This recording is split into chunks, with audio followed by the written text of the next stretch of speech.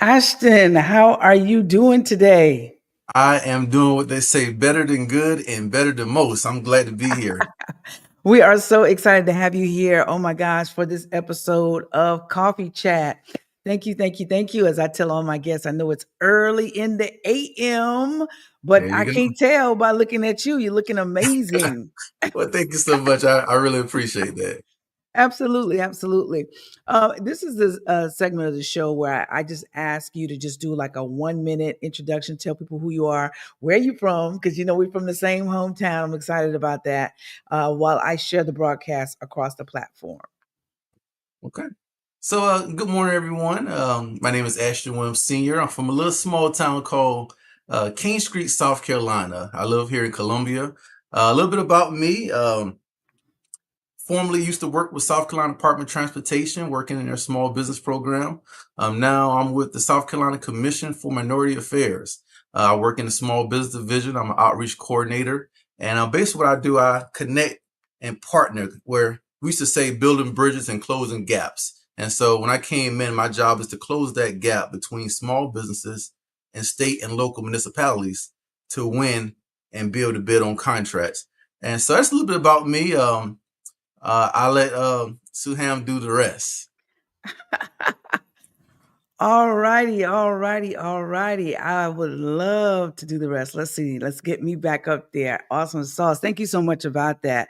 Well, you've watched Coffee Chat, you shared it, you are really big on LinkedIn. So thank you for coming on Facebook with me this morning, even though we're broadcasting simultaneously on LinkedIn.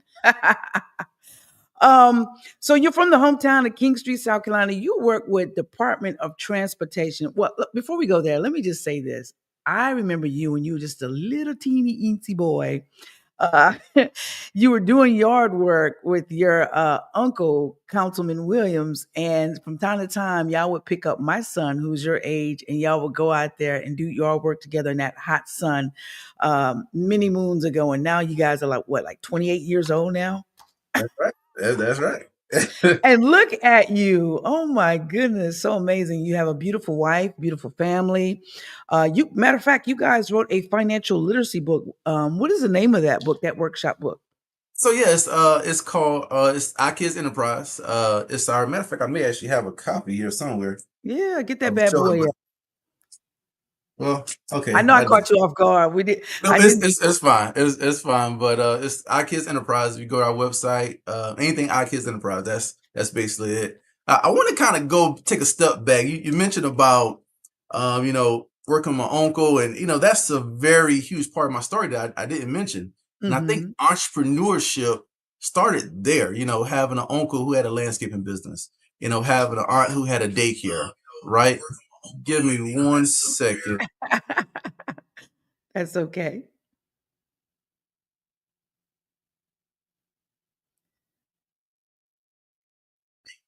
Can you hear me? Okay. Yes, I can hear you now. Okay, sorry about that.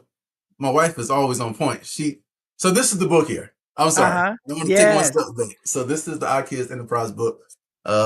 She brought it up to my office. So, Hold it up but again. Hold it up one more time. Hold it okay, up. yep. Yeah, hold it up a little higher. Okay, can you There see we it? go. Yeah, yeah. There we go. Financial literacy workbook and activity journal for young aspiring entrepreneurs. Guys, I bought a bunch of these and I was handing them out. Get it for your children today. So, and again, I want to say thank you so much. So about my journey, just having entrepreneurs. My uncle was always an entrepreneur. He worked full time on a job and he worked part time on his fortune. And that model display. He was always a hard worker. I was just telling my wife yesterday. The only thing I can say about him is that he he worked. I mean, he was such a hard worker, and so I think seeing that firsthand, I saw that example of what hard work looks like. And then, aunt who have a daycare, uncle who ran a restaurant. So entrepreneurship was always in my family. Oh, And, yeah. about the book, it was during the pandemic. Me and my wife, we have a financial literacy company where we help people with the credit, business credit, etc. And we was actually going to start a vending machine business for my daughter and my son. And as Hmm. you know, when the pandemic happened, everything kind of took a turn. Anything related with food, it had new requirements, new restrictions. So we decided, hey, we already in finance. Why don't we write a book for youth? And so that was a great idea. I mean, so we wrote that. We talked about um, different youth, whether you have a landscaping business, whether you're a barber. I like to teach kids how to have two bikes, one to ride and one to rent. You Come on know, now. just to get that concept of earning income and letting your income grow. So that's a little bit about that. So I Awesome. wanted to Thank mention you. that though. Thank you for sharing that. Yeah, we got to get that out. That's so important. I'm a big advocate for financial literacy. I made some huge mistakes in my life, and so if I can stop somebody from making those same mistakes, I feel like that is something I am supposed to do. Um, Absolutely. so let's pivot into, you worked at Department of Transportation, and now you are helping people become financial literate to win government contracts. How in the world did that come about? Explain that transition. So it's very interesting. So, like I say, from King Street, South Carolina. So I actually started working at the DOT there. Mhm. So I was the guy you see on the side of the road with the flag. You'll see me with the dump truck. So that's where I started at when I was in King Street. So after my wife graduated college, she got a job in Columbia, and she said, "Hey, I'm moving to Columbia. Are you coming?" Well, I said, I think I like it here in King Street, South Carolina. I'm not going to the big city. She said, okay, well, I'm going with or without you. And I said, well, you know what? I think I'm gonna go with you. So what happened was I applied for a job here in Columbia, and there's an STDOT in every county of the state of South Carolina. So transferred up here to Columbia, started working there. And I actually decided, hey, I want to take a break from working with the Department of Transportation. I want to flex my entrepreneur muscle Mm. because I was already working on my job full time. And I said, I want to be an entrepreneur full time. And I did that. And what I realized, I said, wow, I'm working harder as an entrepreneur than I was on my job. I think I'm gonna go back to DOT, and that was the best decision because when I went back, I fell into a role where I was working with entrepreneurs all the time.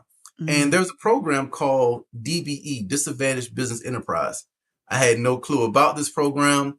I got hired as a technical advisor, and my job as a technical advisor was anytime the state have federal dollars, a certain amount of those dollars are advocated for minority businesses. They have set asides, and we call it DB goals.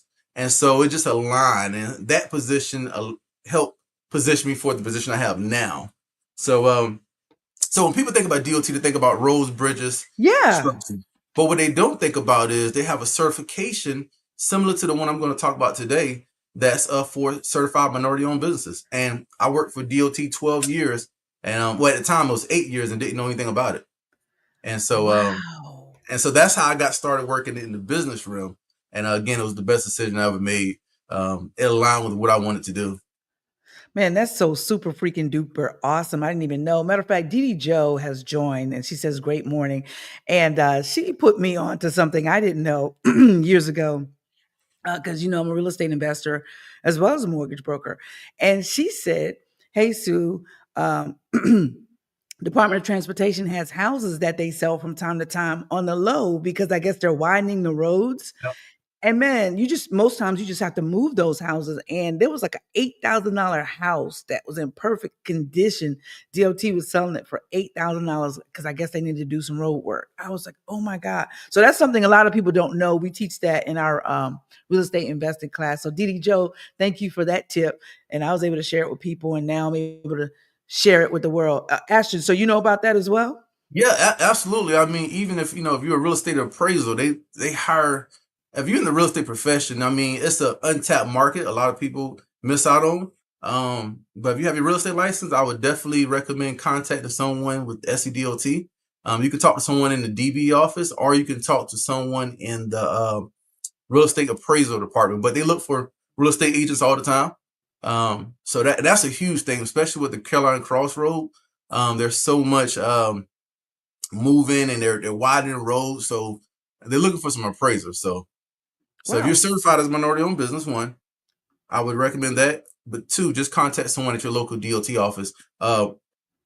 Columbia, I would recommend. Wow, that's a good nugget right there. Wow, I didn't know that either. Thank you so much. Yeah. So you can teach an old dog new trick. Come on, somebody. Listen, you said Absolutely. something. Minority owned business. I have in my mind what a minority owned business is. I know the listeners and the viewers have in their mind what a minority owned business is, but by your corporation's definition, what is a minority owned business? So that's a great question. So there's a list, right? So minority-owned business can be African American male, African American female. If you are a woman, you are considered a minority-owned business. In short definition, anyone except for a Caucasian male. And I will say that's starting to make a turn. More programs are becoming what we call race and gender neutral. So it includes everyone, just based on your income level. But a minority business is any business other than basically Caucasian male. But there's a long list. So I would recommend anybody just go to our website, take a look at it, and you'll be surprised. Okay, awesome, awesome. And like you said, in the future, there may be there you're transitioning to where it's race and gender neutral, correct? Yeah, Okay, that's correct. Yeah. okay. All right, let's talk about it. I got some good questions here, and I don't want to forget this. Um, but someone wants you to drop Earl Webb wants you to drop the link of the book in the chat, please. So if we don't do that during the show, we'll definitely do it after the show. It'll definitely be dropped in under this broadcast. So thank you so much for enlightening me. I'm already excited, man. So what is one piece of advice that you would give to someone who's trying to build wealth and leave a legacy? Well, I think the first thing is the mindset because Hmm. it has to start there. Hmm. You know, if you're looking to build wealth, um, and create a legacy, you have to surround yourself with the right people. And a lot of time, I hear people say all the time, well, how can I surround myself around the right people? Well, it starts at home. Listening to podcasts like the great one we on today. Hmm. For me, some of my mentors is Les Brown, one of the I call them the great motivational speakers. Jim Rohn. Finding those books, growing the mindset because it all starts there first. Hmm. Before you get to the income, before you can build a legacy, if you don't have the mindset right, then it's hard to go anywhere. So I think start there, and then find some people that you can learn from and grow from. They say if you're the smartest person in your group, you need to find a new group. Come on, somebody. So so I would start with the mindset first. Now let's go deeper into what you do in your role with helping small businesses and minority-owned businesses. How Tell us exactly how are you helping people access opportunities they didn't know existed? Whether it's in business, in real estate, or financial education. So, as far as access and opportunities, I would say the biggest thing is just getting plugged in. Because if you're not plugged in, you're going to miss a lot of things. So, one Hmm. of the biggest things we do is we partner with our local municipalities, whether that's the city of Columbia, the city of Horry County, and I would say start in your area. So, if you're in Williamsburg County, you're in Florence County, plug into those chambers, right? And you want to get on their email list. You can and feel free to get on our email list because we send out opportunities all the time for bids. Contact your SCDOT. And when I say your SCDOT, look at their business division because most state and local municipalities, they have a business division and they send out newsletter about things you can bid on, outreach events. So as outreach coordinator, I partner with those community resource partners to bring the information back to our community. So I'm pretty sure at some point you'll see me, if you're a listener, see me out in the community at events, building those relationships and connecting the dots between small businesses and government agencies. So and we also do pre-bid meetings. And I say we do, our community partners do Hmm. pre-bid meetings all the time, bid opportunities where you can actually get in a room and network with other prime contractors and not just prime contractors, other subcontractors. And I could maybe go into that all day, but that's a little bit of kind of what we do. So talk to me about bids and contracts. How if first of all, talk to me about certification. What do I need to do to be able to bid? How does that bidding process work? And I know it's probably a lot of dynamics into that, but if you could just give us just like a shortened version of getting the certification, what the certification means, how can I then go and bid for government contracts? Yeah, absolutely. Well, I would say this: if you are looking to bid on state procurement, the first thing you want to do is what we call SCIBO, is South Carolina Business Opportunity. You want to register for what we call a vendor number. And what that vendor number is, it's completely free. You have to have a business name, a LLC, and what we call an EIN number. And you can register as a South Carolina vendor, and that's the only way state procurement can pay you. So that's the first recommendation I'll tell anybody to get that first. Then look at getting certified because Okay, so let's because I want to write this down. So we want to look at okay, getting a vendor number first, which is yeah, completely free. completely free. Yep. Okay, and then what else do we need? So basically, once you get that skis vendor number, you're going to go to Skibo. I think it's South Carolina Business Opportunity website. So and that's where they list all opportunities, whether it's real estate, whether it's landscaping, janitorial. That's the main hub that they just advertise opportunities where you can actually bid on. Oh Um, wow. so once you get that skis vendor number, also recommend getting certified as a minority owned business, and that's through our office. And so that's one of the requirements you have to be able to get certified is a vendor number. Because if you get certified, you don't have a skis vendor number, then you can't bid on any type of contracts. And I will say 10% of our controllable dollars for every state agency, 10% of that goes back to our minority owned businesses. Now, it's not mandatory, but it is highly recommended to go back to certified minority owned firms. Okay, so we go get the vendor numbers for free, and we'll drop that website after the podcast. I see people asking for the website. Go Okay. get the vendor number; is completely free, and then we get certified through your office. Is do we see you, or we see somebody else, or we go through the website? Yeah, so they can come see me. I will tell you, we have a gentleman in our office. His name is Mark Plyler. He normally handles all of our certifications. I would be the person you talk to once you already got certified when you're looking for opportunities. And then we Mhm. also have a new program coordinator. She'll be helping me as well. And as we expand, we're going to bring on more program coordinators, and I can be more in the field, making those relationships and building those partnerships with our resource partners and community partners. So I'll be out in the field more doing that. And then again, our program coordinators will be doing more one-on-one coaching, assisting them maybe with a bid proposal, maybe a business plan, things like that to help them grow and expand their business. So Wow, so you're not out here floundering no, no. on the ditch bank. You know what I'm Right. saying? You got help. You do the vendor number, which is free. You come and you see Mr. Plyler. Is I think Plyler. that's Yep. Mark Plyler. you Yep. come and you see Mark, and he gets you certified, and then boom, you're off to the races. We connect with you. You help us with the bids and what have you. So tell me something. What kind of things can you bid on for a government contract? I know there's like a whole gamut, but if you could just tell us some of the things that you see come through your office as far as bids. I mean, demolition. And that's the big thing. You'll be amazed. People say, well, I have this business, I bake cakes. I don't see me winning a contract.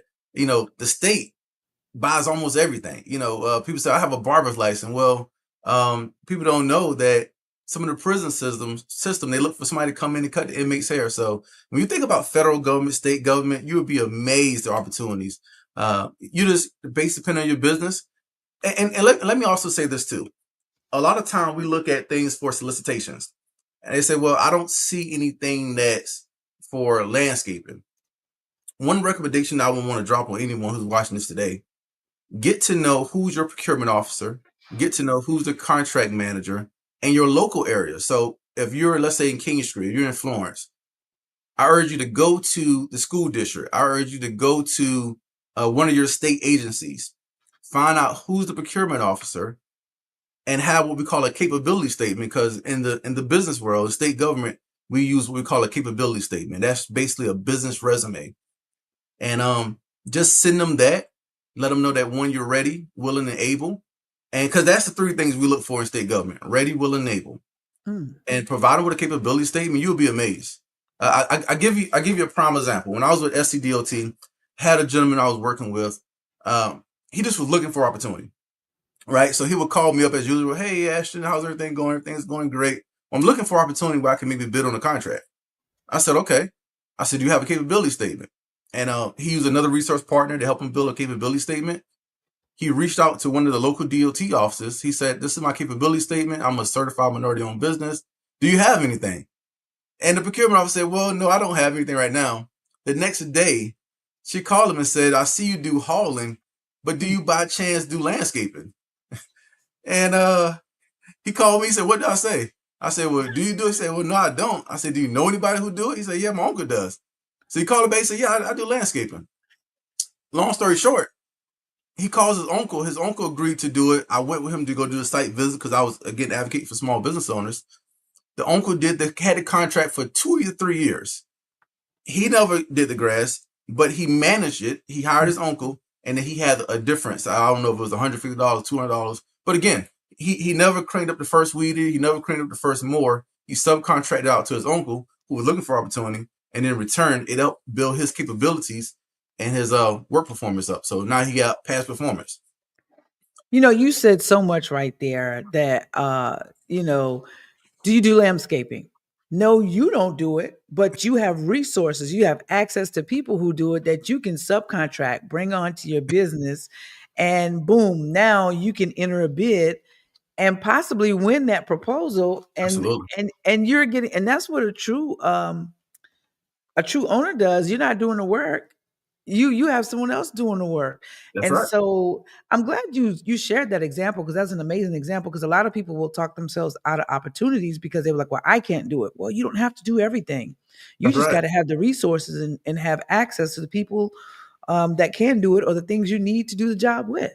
So Absolutely. so that sounds like, I mean, I guess anything in the world that needs to be done, basically there could be an opportunity to bid on it through your agency. I mean, whether it's HVAC, Absolutely. real estate, landscaping, just anything that's we're required to have, I guess, as humans here. Absolutely. And one advice I would recommend, like I said, if you can't do it, find somebody who can do it better, quicker, and faster than you can. Now, Hmm. I will say this.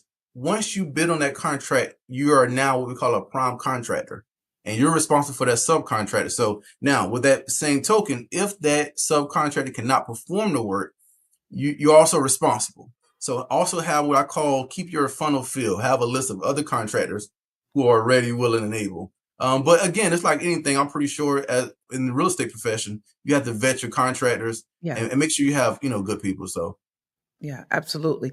So how long does it take? So let's just say you put in the bid. How long does it take to know if you won the bid? it typically now that it depends because you have different type of bids. You have what you call bid proposal, where Hmm. a contract officer say, well, we're looking at having someone come in and do consulting work. Can you send us a bid proposal? Sometimes those may can take, I don't know, 3 to 6 weeks. Sometimes probably up to 3 to 6 months. It just depends on what they're looking for. But typically, you would know within a month time frame, because normally they have new bids every month. Some of them as quick as next day, and then that's where you talk about the three different type of bids. We have, I think it's anything under $10,000. I don't have the list in front of me, but anything under $10,000, they don't necessarily have to solicit it. They can just call you and say, Suham, I want to use your service. I want to use your service to come in, and that's why I call it the low hanging fruit. The gentleman that I mentioned earlier, that's what he did. He never actually submitted a bid, and that's why I say first start with getting to know your local municipalities, who the Wow. contract manager who's the procurement manager, because they have sometimes solicitations that's under $10,000 that never is advertised, and that's why I Wow. like low hanging fruit. And then I think anything 50. And I used to know this number a lot better when I was working with DOT. I have it written down. I think anything between 50,000 and 100. Sometimes it's 3 quote bids. It just depends on the agency. Some agencies have different requirements. The airport has a different requirement. So DOT has a different requirement. So just know what their requirements is, and I always say always submit your capability statement, because you never know what they need and who they're looking for. And you can also become on the what I call their preferred vendor list. They Hmm. just say we have this person who is capable of doing the work. We want to give them a call. Wow. So do you have anything like, I think I heard you say consulting. Do you have anything like for consulting work where if someone wants to go out and teach financial literacy, or teach, say, like young kids a trade? Do you have those type of bids? And I know you said there's a website with all of the opportunities, but just Yeah. off the top of your head, do you know if those type of things are available? Absolutely. And again, that kind of goes back to only certain things are solicited, and Right. those are the things above that dollar amount. But so I came from SCDOT. They have a training program there now. Right now, I'm not sure how the federal funds are looking right now, but they have what you call a DB program for their certified DB firms, and they do training all the time. And they look for minority-owned business to be able to provide training, whether it's financial literacy, helping a small business. Be able to access capital, maybe showing them how to work QuickBooks, things like that. But there are things for that. I would say look for the different state agencies that maybe provide that. Maybe Mm. the school system. I know I know DOT has one where they do training classes all the time.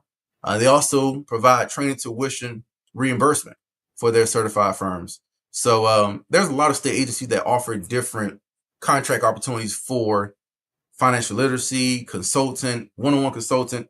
You just have to sometimes reach out to the municipalities. The city of Columbia offer training programs and different things. So I would say this: if you have a business, no matter what you do, take some time, reach out to that contract manager, give them your capabilities, and you just never know. Right. So what I heard there was a lot of stuff, and I never even thought to think about this. What you don't know, you don't know.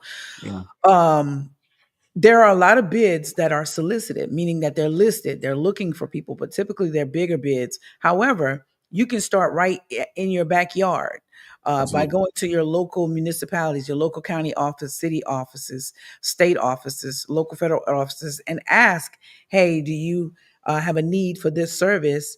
And if it is under $10,000, that's something that they may be able to tell you on the spot. Listen, yeah, you just got to basically have your capability, uh, what you can do, right? The capability statement. I think Capability that's what statement. Yep.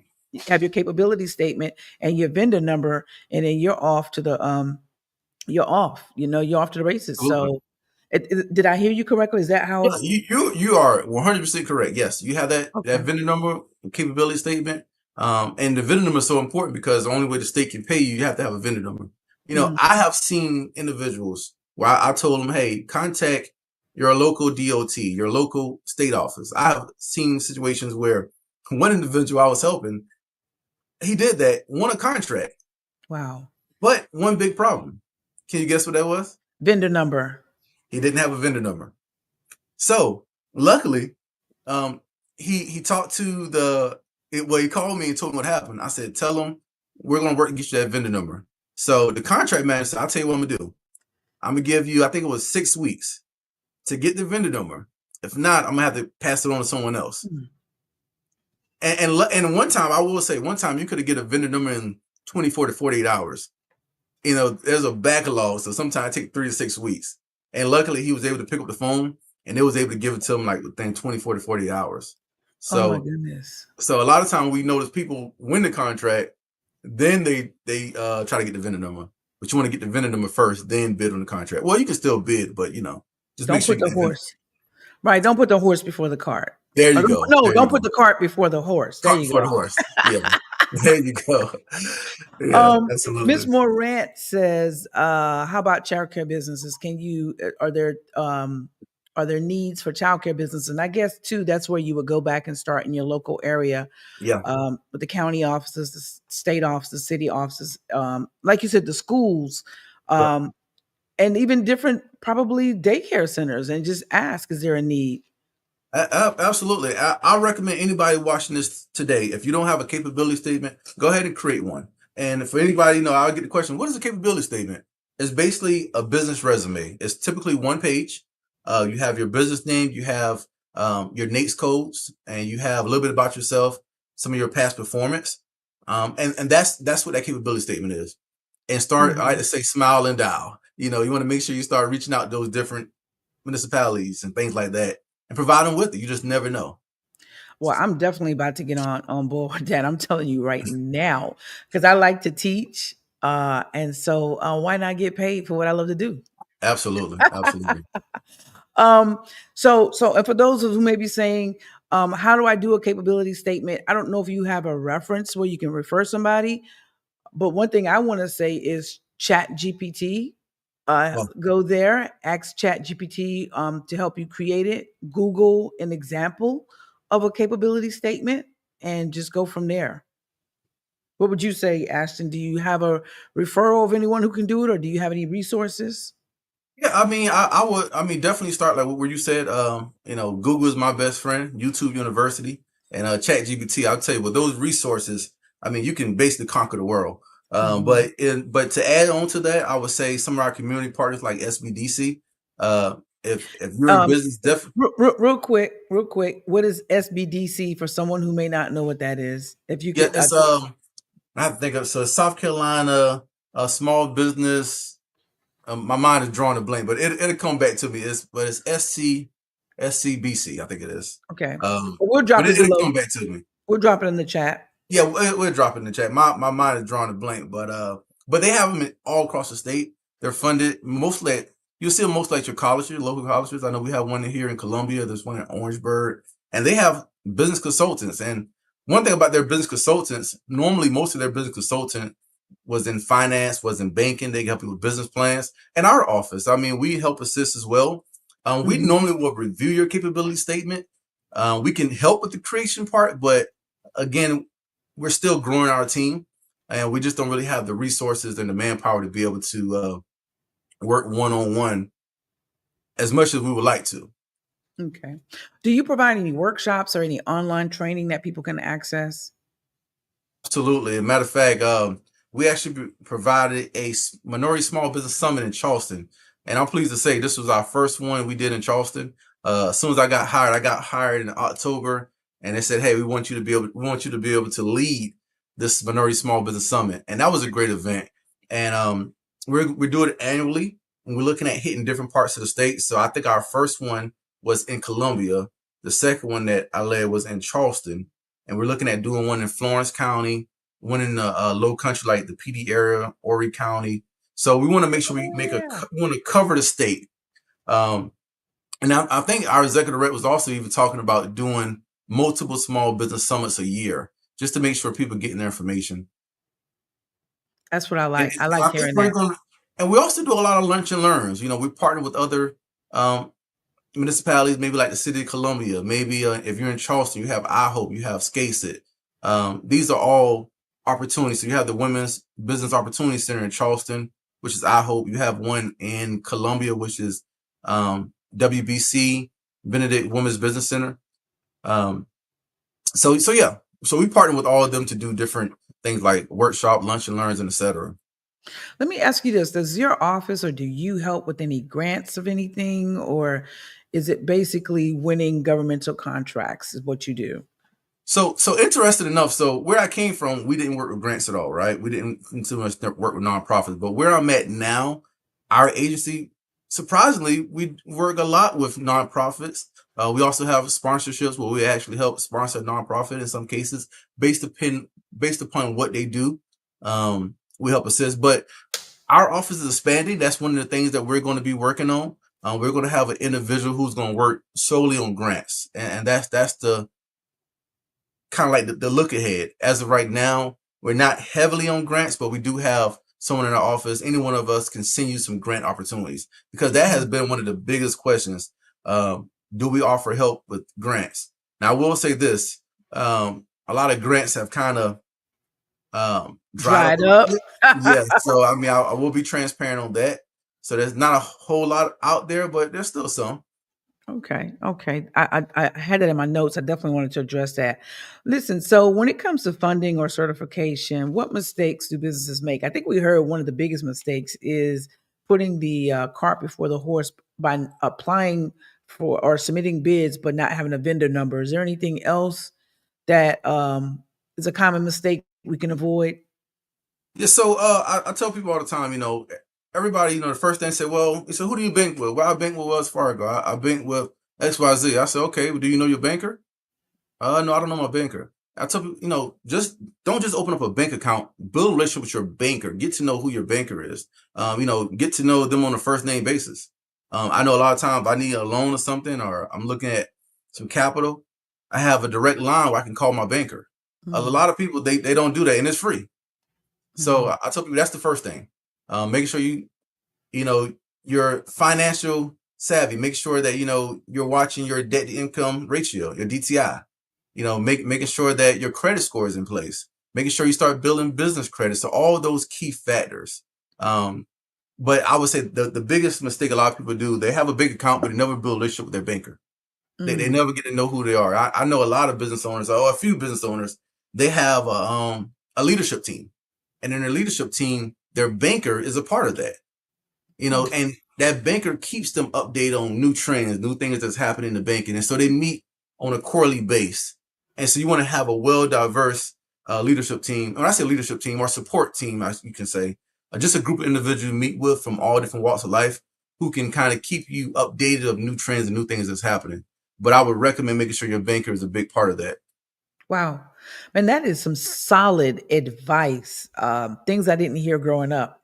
To be very honest with you, I think I'm 51. That's the first time I've ever heard that. So that is some solid advice. Thank you so much.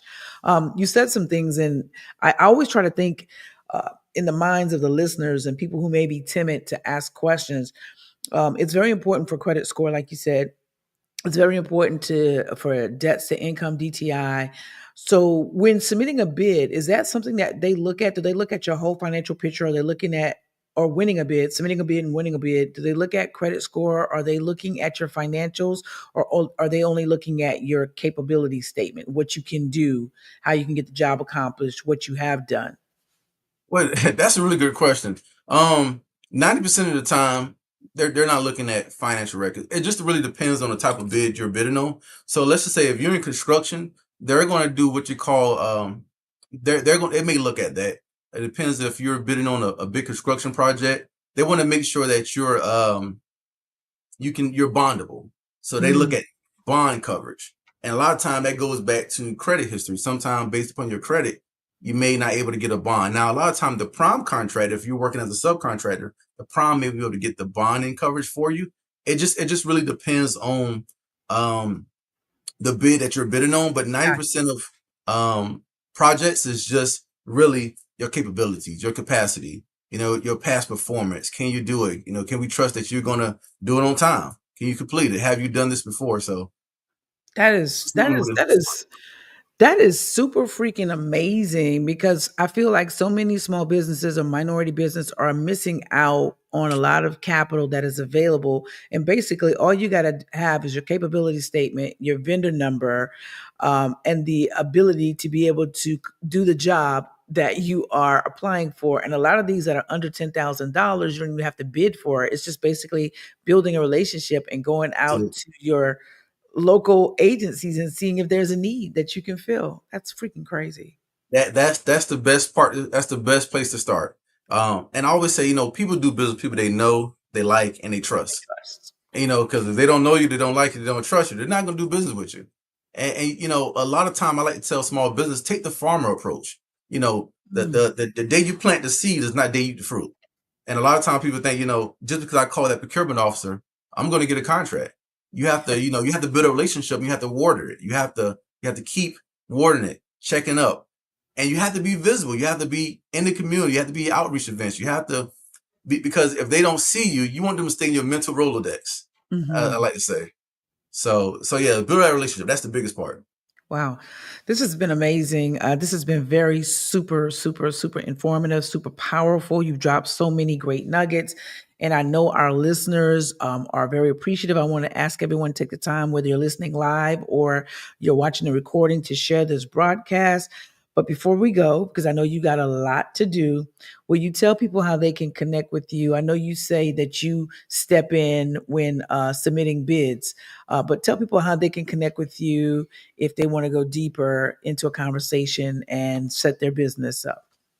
Yeah, absolutely. I mean, feel free. You can give me a call. I'll give you my work cell. It's 839-218-2889. Again, it's 839-218-2889. If I don't answer, I always say leave me a voicemail. I try my best to get back to you within 24 to 48 hours, but always leave a voicemail because um, you know, sometimes I will easily miss a call, maybe in a meeting or something like that.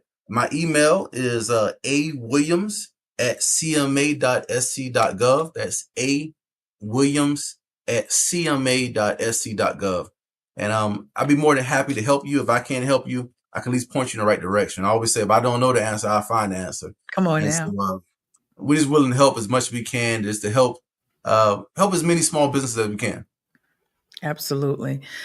Well, I thank you so much for being here today on Coffee Chat, having this casual conversation with me. I thank the listeners for always showing up and watching and sharing. Listen, I hope you guys are inspired to go after everything that you want with your name on it. Remember, doors are opening every freaking day, but you got to get in position to walk through it.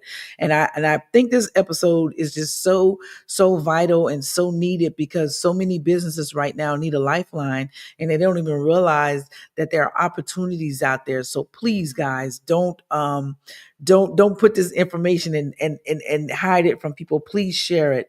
Share it with a fellow friend or fellow business owner. And let's help to get more people walking through those doors. And don't forget, I'm here to help you level up in real estate, finances, and life. I'm Sue Ham, your mortgage broker, your real estate investor, and your financial literacy coach. So until next time, I want to thank y'all for being here. We will see you next Thursday at 7:30 a.m. right here on Coffee Chat. Peace, y'all. Thank you, Ashton. I appreciate you so much. Thank you. I'm pretty glad to be here. I came a long way from mowing lawns as a little young man to who you are today. Thank you for helping so many people. Keep doing what you do. Yes, ma'am. Take care. You too.